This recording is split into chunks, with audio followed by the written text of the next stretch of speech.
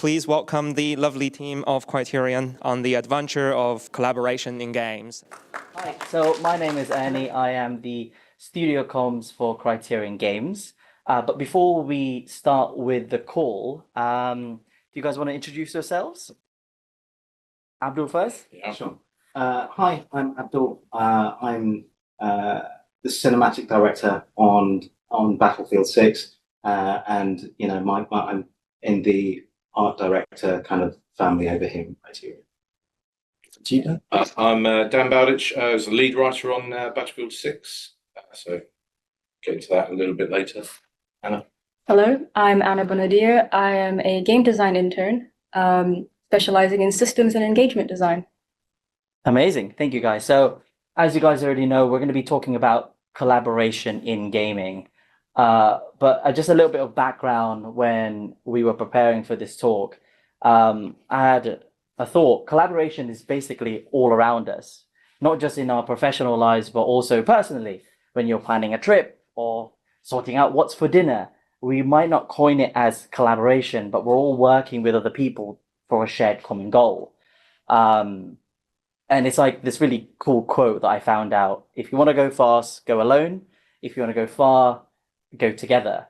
And in gaming and also in personal life, there has to be a bit of that balance, because you want to churn things out in an efficient way, but you also want to be sustainable and you want to prolong the success.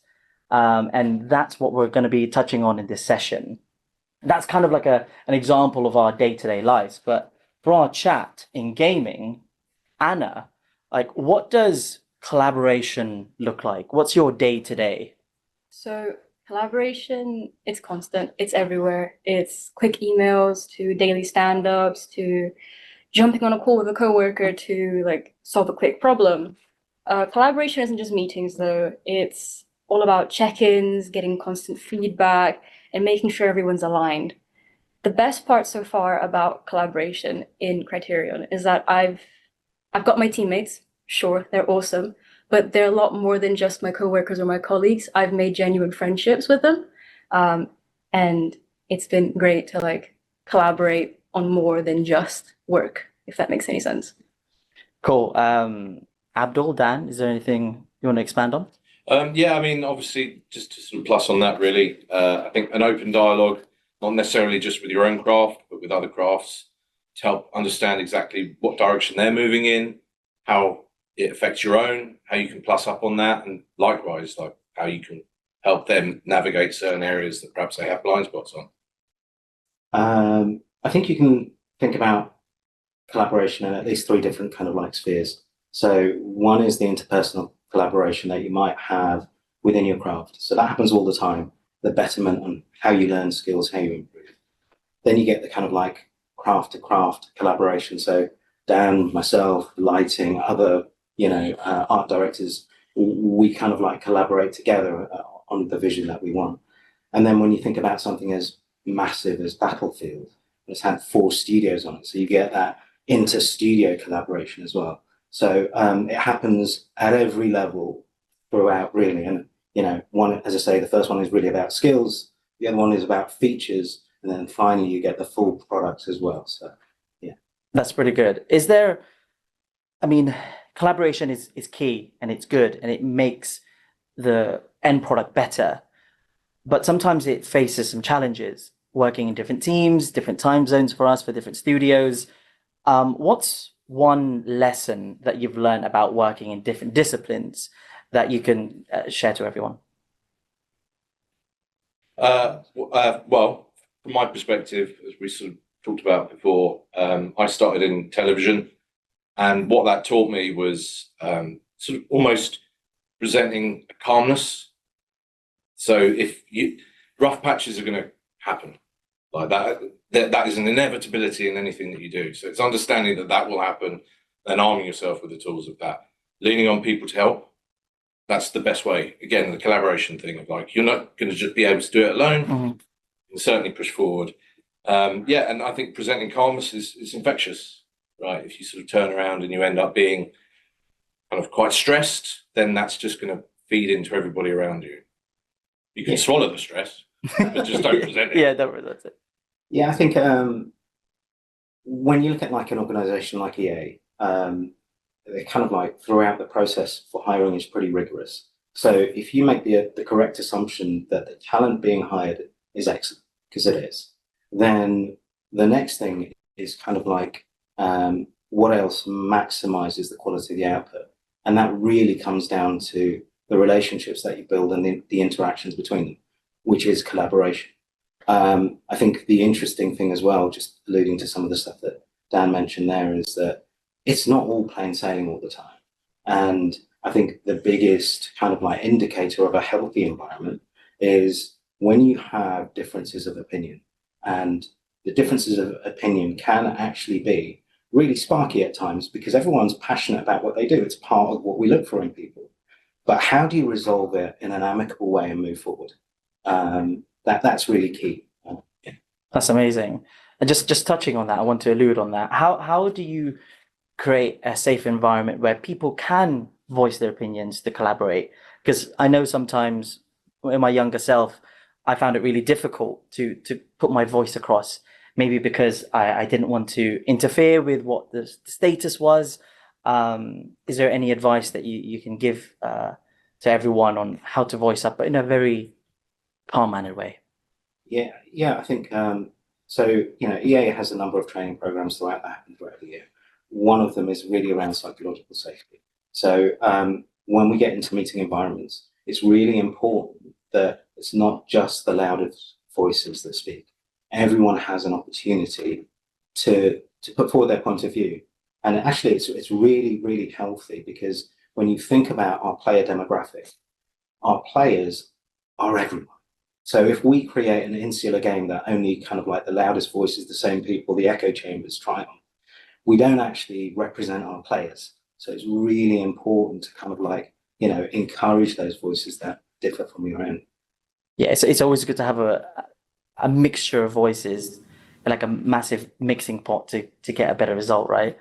Dan, was there anything from your past life in TV that you can allude to? I mean, I think sort of just from a creative standpoint, Abdul will know this as well. It's like creating spaces where it's safe to fail, where you're not constantly feeling like, oh, I can't say anything. It's a silly idea. I can't ask the question because I'm worried that I'm going to see my head above the parapet.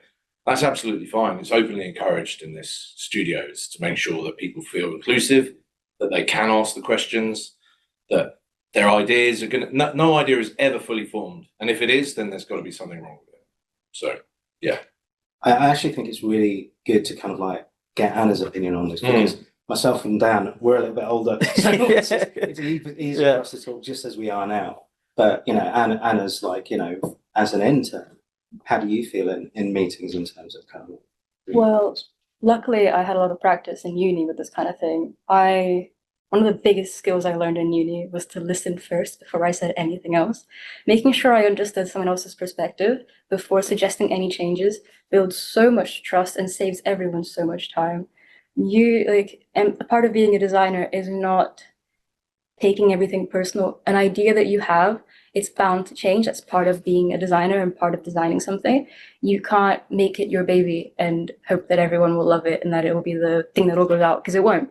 It rarely, never really does the first thing that you say or design be the final product. So, and games is a collaborative art. It always has been, always will be.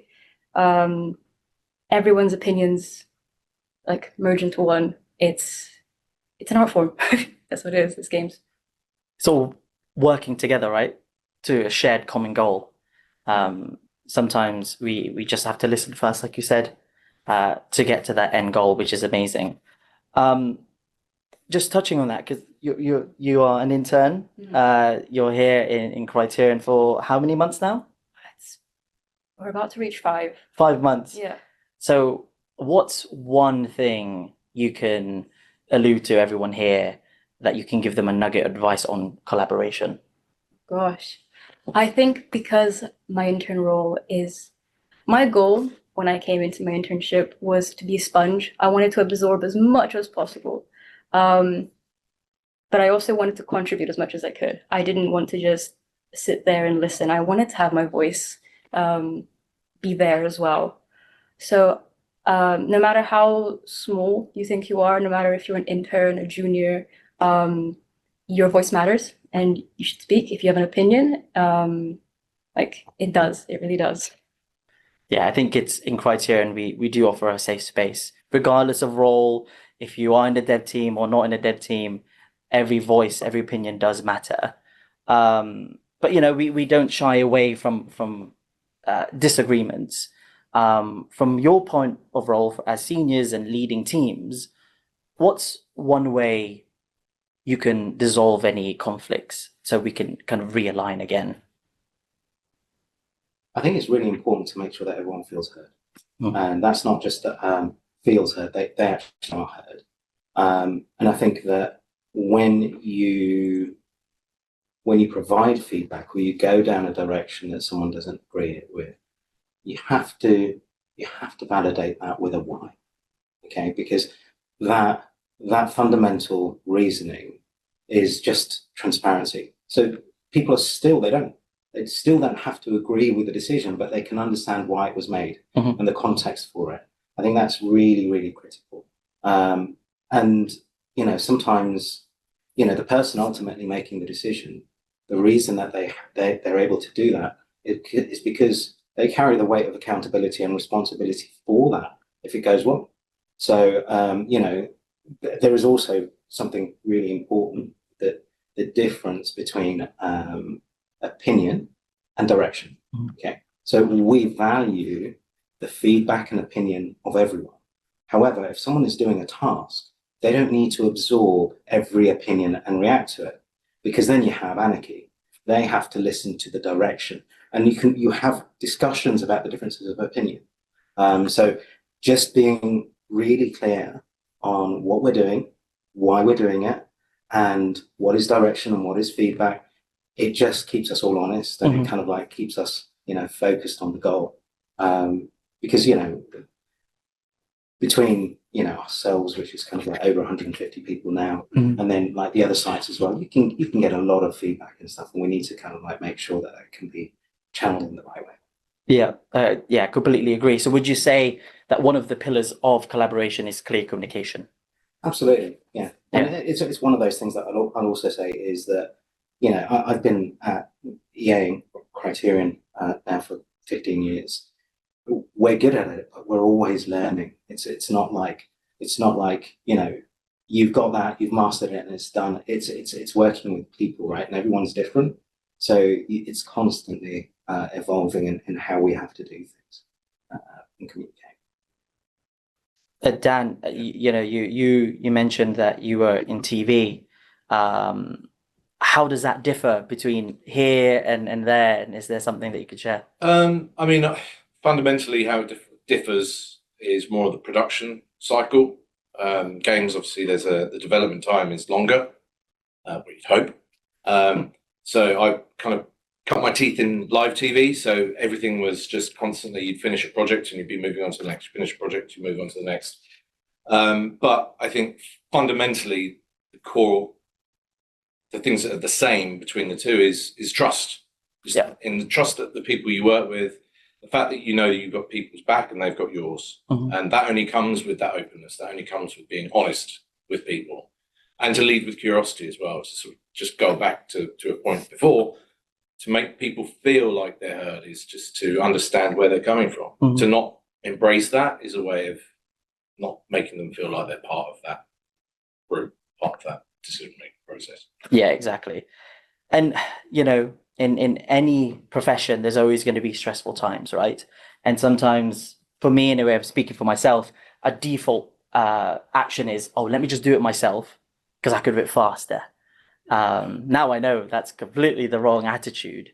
Have you guys faced that before? And is there ways that you can enlighten us on how to break that cycle where, yes, it might be easier short term that you can do it by yourself, but ultimately it's actually better if you involve everyone? Have you guys experienced that before? All the time? Something? Yeah, absolutely. So just being involved with the art discipline, I kind of like my career has been involved with the arts throughout.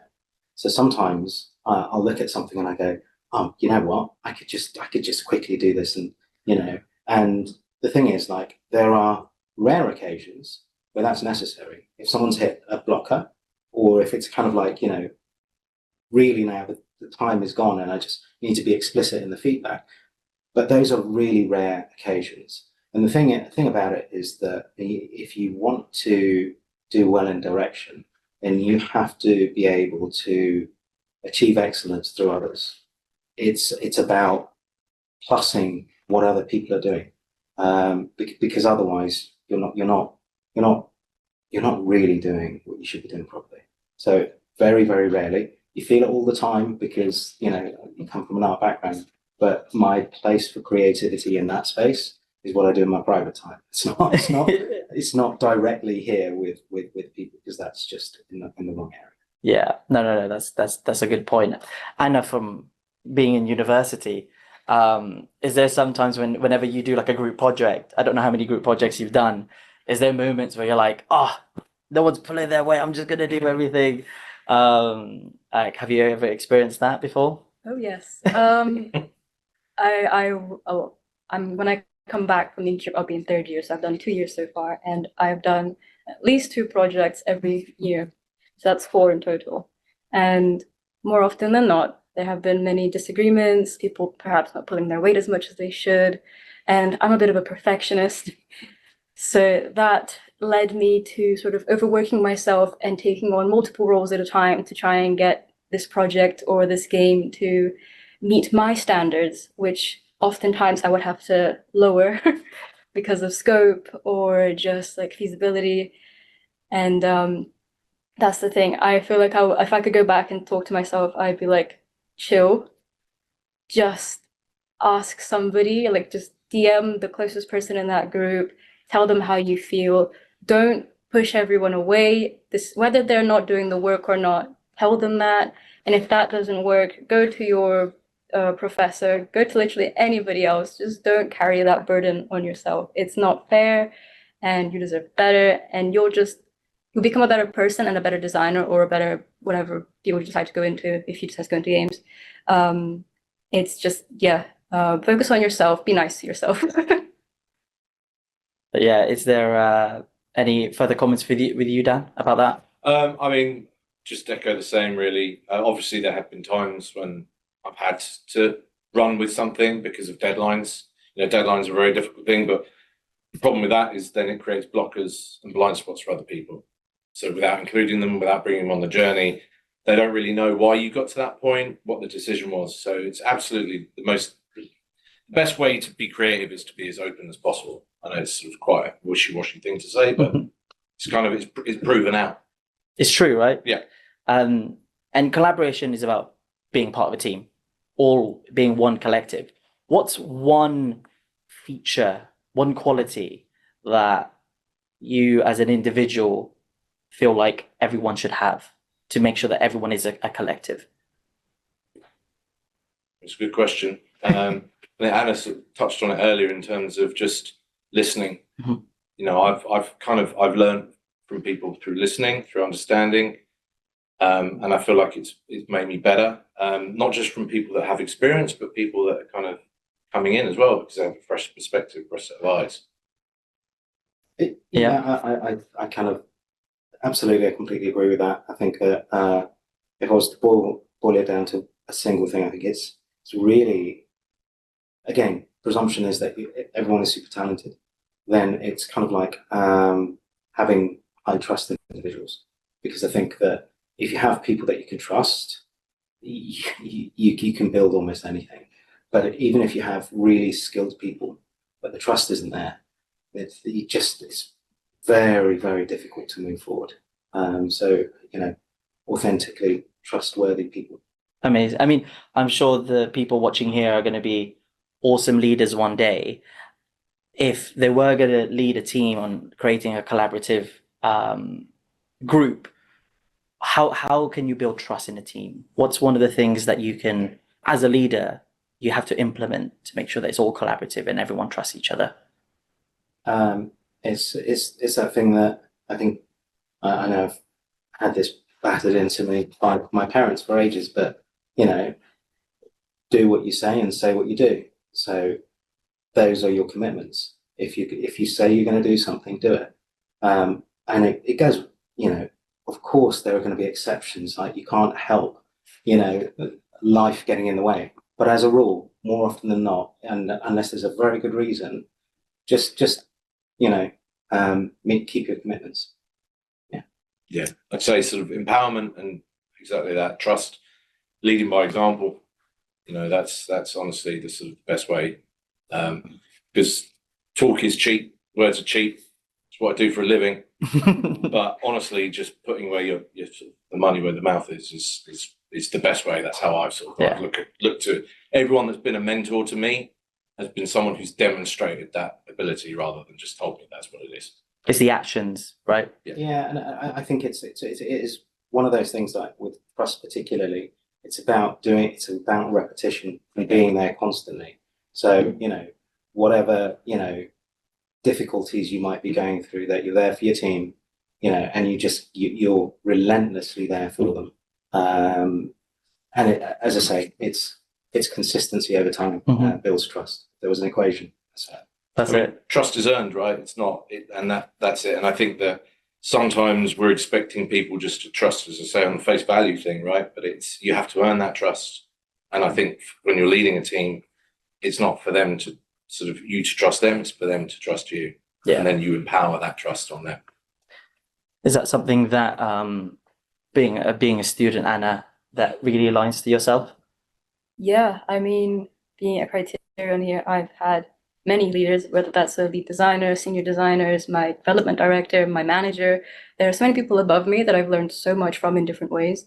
And all of them, even my closest colleagues, just regular designers, they have the trait that I valued the most is their patience. They were so patient and so supportive with whatever question I had, whatever worry I had, whatever design query or confusion, people were always there for me. And I think that's one of the best things as a leader you can possibly be for your group or your team or whoever you're leading. So yeah, that's definitely a very valuable asset. Nice. That's really insightful. And, you know, let's say we haven't had enough collaboration experience. Let's say in your craft is very individualistic and it's just you. How do you practice collaboration? What's your first step to get that skill under your belt? What's one thing that someone could do after this session? I think obviously there are initiatives games like get together for a game jam. That can be something that's extracurricular. You can do that. The other thing as well I would encourage is just peer reviews. Peer reviews, even if it's your own work, get a peer to review it. Listen to that feedback. Again, you may agree with it, you may not, but it's a valuable perspective, right? So I think that there are a lot of ways that you can do it quite practically, even if working as an individual. Yeah, I think you hit a really good note there about peer review and retrospectives. I think in collaboration, for me anyway, it's just working to a goal, but you also have to think about the feedback loop at the end. We all work together, but we should also feedback together. Do you think that's a really important key in the whole kind of sphere of collaboration in creating a product? Yeah, I think otherwise you just end up sort of in this self-fulfilling prophecy of just this loop cycle, doing the same thing over and over again. It's the definition of madness is doing the same thing, hoping for different results, right? So having that feedback, having those retrospectives, looking at what went right, what went wrong, that's just you're challenging yourself as well, and you're opening up yourself for we're going to get things wrong. We will continue to get things wrong, but if we don't have that forum where we can discuss it, we'll never know, and we'll never be able to address those things as individuals and as teams. Yeah, you'll never grow. Yeah. Is there any other practices, Anna, you can shed a light on and how to practice collaboration? Well, in games specifically, Abdul touched a really good point with game jams. It's a way to broaden your skills outside of school, uni, college, whatever you're doing. You learn so much, especially because it's such a fast-paced, it depends on what game jam you do, but typically the ones that are quite short, 2 weeks or 3 weeks, 1 week, 3 days, they teach you so much, more than you probably expect. I always thought, oh, game jams are so short. What am I going to learn from them? What's the point? And I did one that was like over a weekend. Good grief. I learned so much. Recommend that. Also, sports, societies, anything that you can get your hands on just to talk to people. Gaming is also pretty cool. That requires collaboration, especially if you're like, or Battlefield, for example, team play. It's about not putting yourself, like thinking about others before you really. Yeah. That's a really good point. And just rounding off our conversation, Anna and everyone in the room, they're our next generation, right? You are going to be the next generation in whatever you want to do. So what are your hopes for the next generation? What can they do and benefit from collaboration? What's the nugget of wisdom that you can tell them that will help them out with everything? Wisdom's not my forte, so I'm going to pass it to this man first and let you ride his coattails. Yeah. What do we expect? What would be good for the next generation? I think stuff that you're looking for, again, beyond the excellence and everything else, is like passion and compassion. If you have those two things together in good measure, I think you're doing really well. I mean, if you love what you do, it stops feeling so much like work. And then if you can be mindful of how you impact other people, and sometimes, like, even in our crafts, Dan and I actually work really closely on some of the cinematics and things. There's an opportunity where it's kind of like, whoa, this could look fantastic from a cinematic perspective, but is it solving the problems of the narrative and the story? And vice versa. So it's kind of that compassion element as well. You kind of like need to balance those things about, what other people need, not just yourself. Yep. Anything from you, Dan? Yeah, I mean, I think from a practical point of view, we've said it a few times, but I think learn from those who've done it. One of the key tenets for my writing is, certainly with characters, is sort of understanding where it came from helps you know where you're going. And I think that learning doesn't necessarily mean doing the same thing. It just means understanding and then moving it forward. Challenge that. That's the best thing. Challenge the learning. Understand it, but challenge. So it's a balance to have between the two, isn't it? It is. But I think that we're never going to go forward if we continue. And you see this in games. Like that's why I love it as a medium, and I've always loved it. It's continually morphing from what it was before. Yeah, I mean, as the next generation, Anna, what are you hoping for yourself that you want to elaborate on? I hope that myself and others in my position and the ones that come after me bring empathy and, like you said, passion and tolerance, and are able to create a safe space where we can continue to experiment with new ideas and accept new ideas again. Like, we need to be open-minded and be thoughtful of others. I think that's a really beautiful thing that we can offer in the coming years for this industry. Yeah, I think that's a really nice way of thinking about things, right? It's sometimes, I remember when I was a student, oh gosh, how many years ago now?